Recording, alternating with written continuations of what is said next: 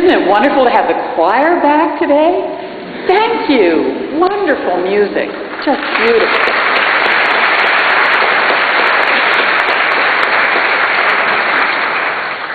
I've even spotted a new face in the choir, maybe more than one. So, if you've been thinking, I might like to sing in the choir too, on behalf of Chuck and the choir, is there room for one more? Yeah, I see some empty seats, so that's a little plug for the choir, because as you can tell, St. Paul has and has always had wonderful music. And wasn't it fun to have Tom and Emily Pierce back with us this morning for the prelude? Yes!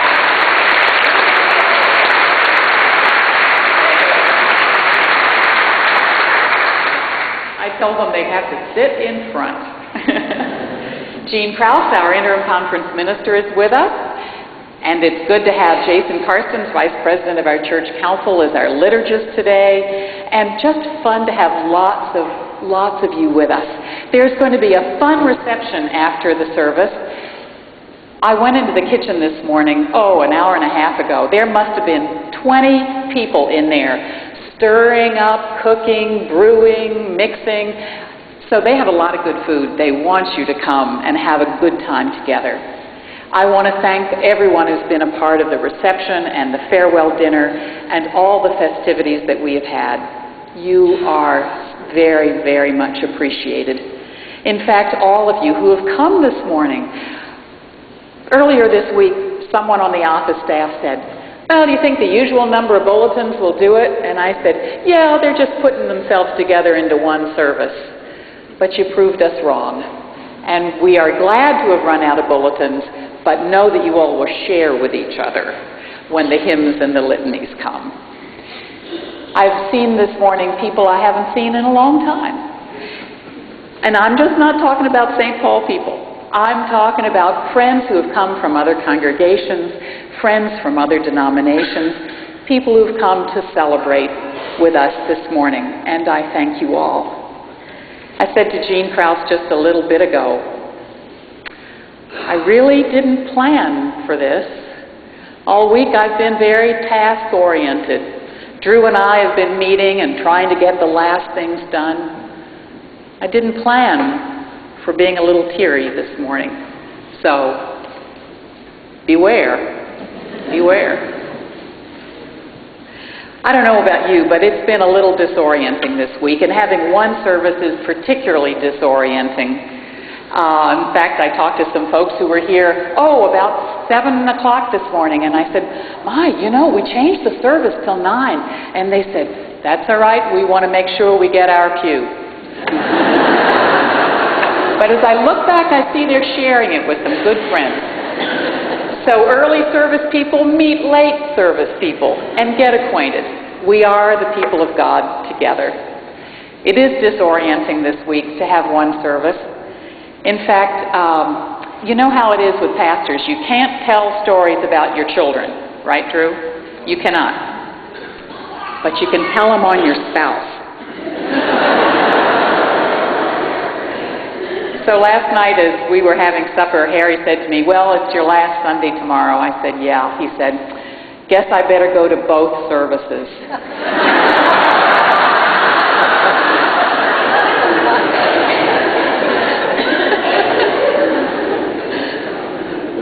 Are you up there in the balcony? Did you make it?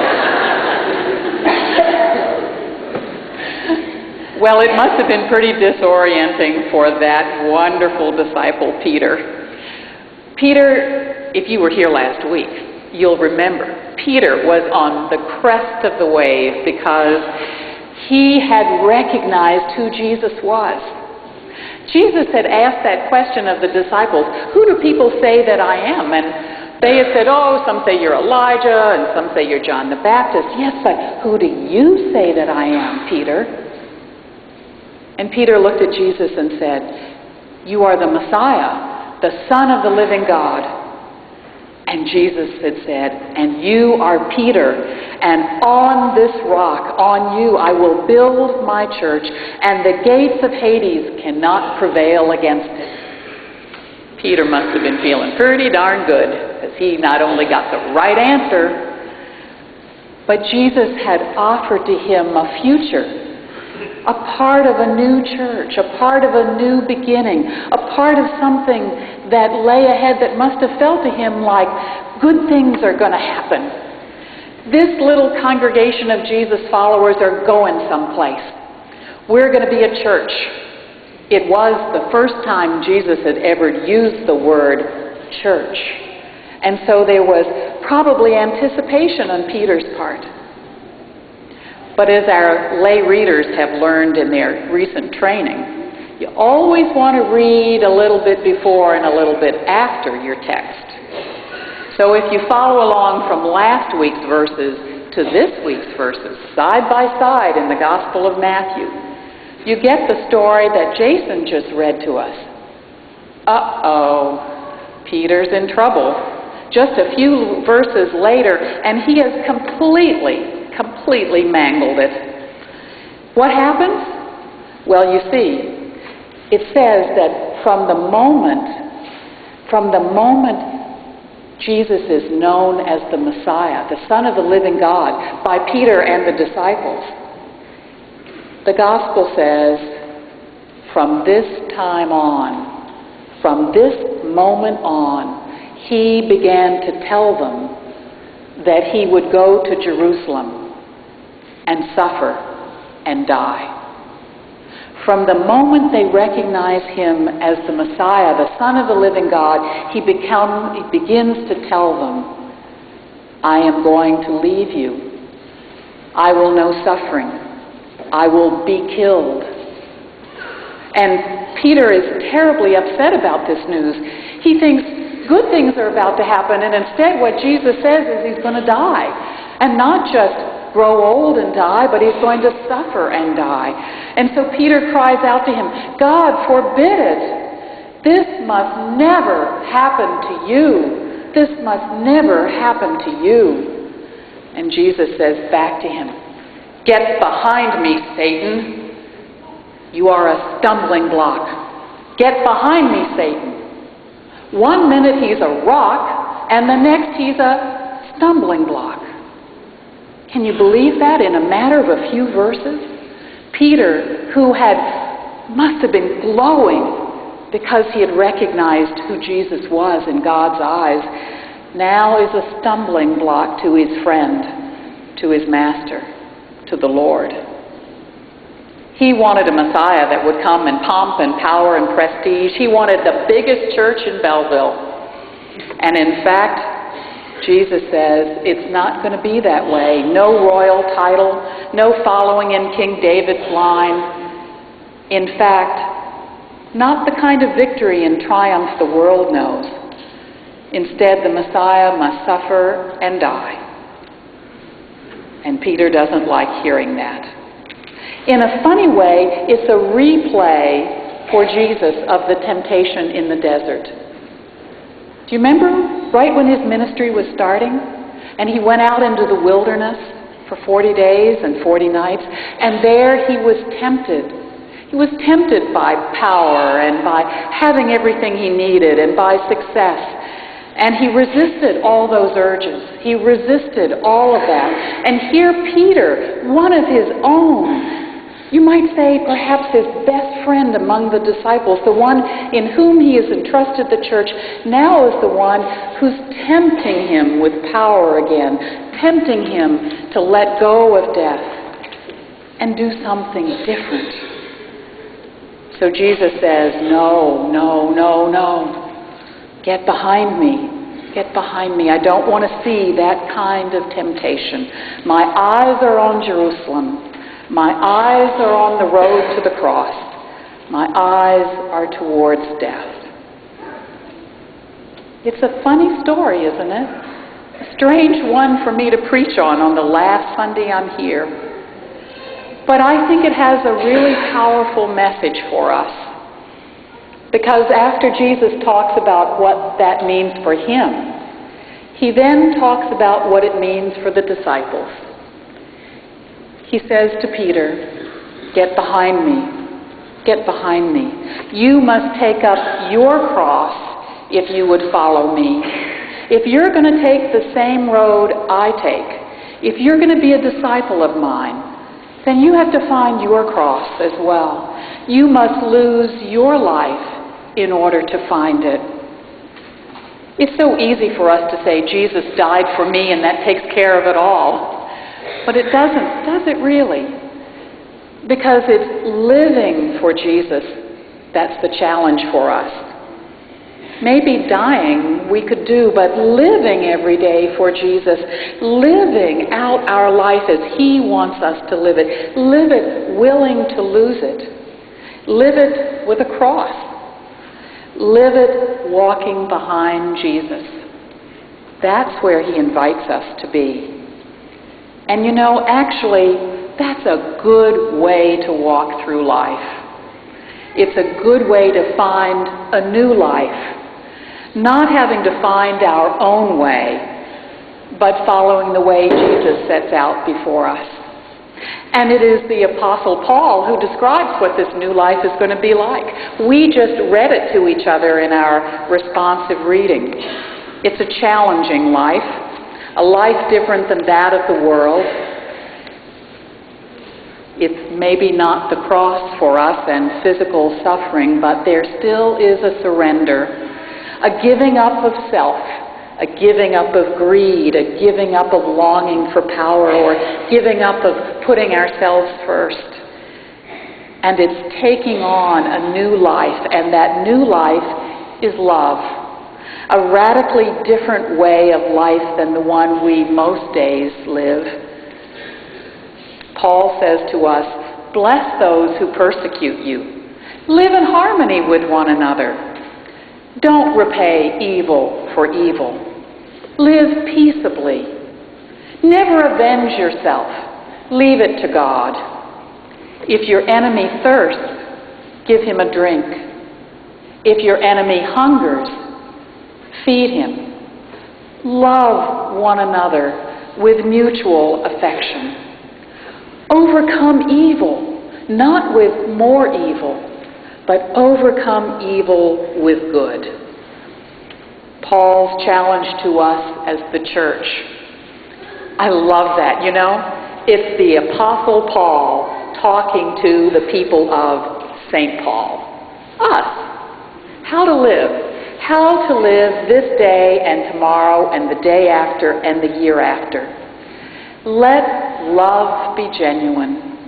Look around this room and see people maybe once you've even somehow grown distant from, or perhaps even a little alienated from, or you don't agree with them, or you see the world from different eyes. Well, Paul says to the people of St. Paul, let your love be genuine. Yes, hate what is evil, but hold fast to what is good. That's the most important thing for us, is to hold fast to what is good. And God will take care of the rest. Love one another in the church. Love each other with a mutual affection that transcends all differences you may ever have with one another. Don't lag in zeal. Be ardent in spirit, it says. Now, if you want a model of not lagging in zeal, just follow Pastor Drew. These days, he is a model of zeal and energy and excitement. He is ardent in spirit, and I hope that you will walk with him as you together walk behind Jesus. And through it all, rejoice in hope. Believe the good news that Jesus is with us, walking before us.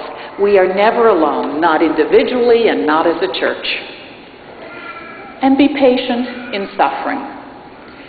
Each of us knows some kind of suffering, whether in body or mind or spirit, in relationships, in our own soul.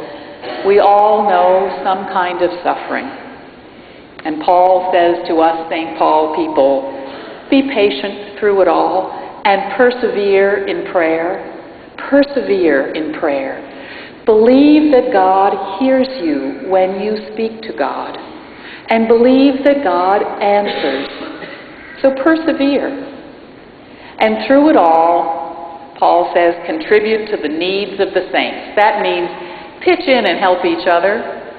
See around you those who need something and help out. It might be as simple, as we have said in the office this week, as a can of Coke out of the machine.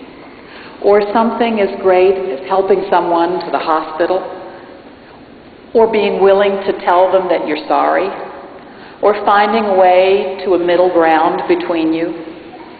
Contributing to the needs of the saints means looking out for each other in the body of Christ. Extend hospitality to strangers. I imagine there's some strangers in church this morning. The odds are you don't know who they are because you might think they just come from that other service. So friends, extend hospitality to everyone you don't recognize as a friend. It's easy to talk to friends. It's those strangers that are the challenge for us. And by the way, if you're not a stranger to the church, you're just one from the other service, be nice to them. They were just being hospitable to you. Sometimes we are a little afraid to greet a stranger, but don't. Live in harmony with one another. I guess the words of the lectionary for today are really good words to leave with you, my dear, dear friends. It's a good challenge for you to live out the words of the Apostle Paul as the people of St. Paul. They are action words. They are doing words. But more than action, they're attitude words. They challenge us to get a good attitude about ourselves and about the world and about the church. I exhort you to think good of the world and of yourselves and of St. Paul. Drew was saying to me this morning, you know, it's going to be a little rocky for a while. And I say to you folks, if the boat rocks, help stabilize it. Don't be a spectator at church. Don't sit back and watch. Get involved. What you have to give is valuable. What you are matters. We are called to be engaged, to do and to live our faith. So if you ever wonder where you're going in life, where you're headed, it's easy. Get behind me, Peter, Jesus said. Well, let's fall in line. Let's get behind Jesus. Let's join Peter. Let's join the other disciples and follow. Follow in service, in words, in deeds, and in attitude. Or as Jesus says, summing it up best of all, love one another and love the Lord our God. Amen.